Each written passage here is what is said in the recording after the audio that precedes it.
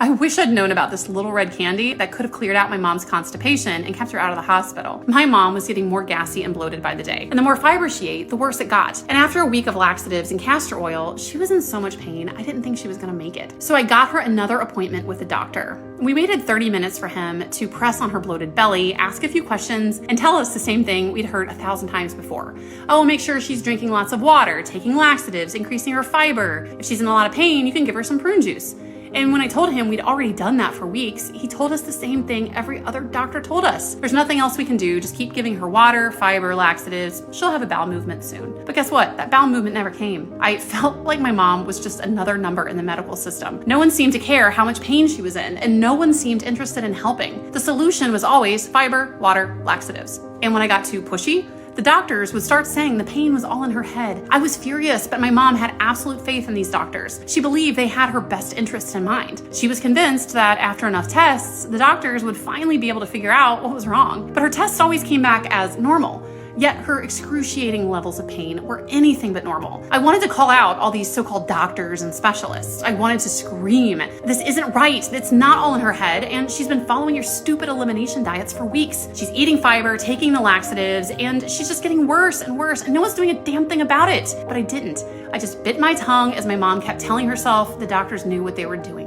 And she kept telling herself that until the day they put her on the operating table. It hadn't even been a full month, but her life savings were nearly gone, and she looked 9 months pregnant. There was no doubt in my mind her life was in danger. She was so backed up that her intestines had stretched themselves out, making it nearly impossible to go. I overheard the doctors calling it a megacolon and a complete obstruction. And because she couldn't go, all those toxins and bacteria in her poop started spilling back into her bloodstream. The surgeons basically had to cut her open and scoop out all the fiber that they kept telling her to eat. And that is when I swore I would never let something like this happen to my mom ever again. I was done messing around with doctors who didn't know enough or didn't care enough to figure out what was really going on. So I started looking for some of the best gut doctor in New York City. And according to her, what happened to my mom is not uncommon. She was also among the very first doctors to investigate the link between the microbiome and excess weight, and one of the very few who specialize in solving constipation for good. She says that if you're over 50, even if you're pooping every day,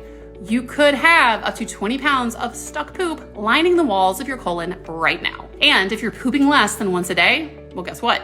There's a good chance your colon looks like this right about now. And it's not because you're not getting enough fiber, water, exercise, or anything like that. You see, the muscles surrounding your digestive system work by squeezing food along through the stomach in the same way that you squeeze toothpaste from a tube. But when your gut isn't well, this squeezing process, called peristalsis, it slows right down. This is a problem because when peristalsis is slow, undigested food doesn't have enough momentum to avoid getting stuck in the many twists, turns, and grooves of your intestines. This stuck food begins rotting away. So this undigested food is literally fermenting inside your belly, causing bloating and cramping. And the problems don't stop there though. Slow peristalsis also dries out the poop inside your colon, hardening it into a literal cork that's blocking the only exit. And all the black coffee, prune juice, psyllium, gritty fiber, and laxatives on the planet aren't gonna clean out all that stuck poop. That's why Dr. Sam developed what poop experts now call the 7-second poop trick. A safe, fast, and incredibly effective way to shed up to 20 pounds of stuck poop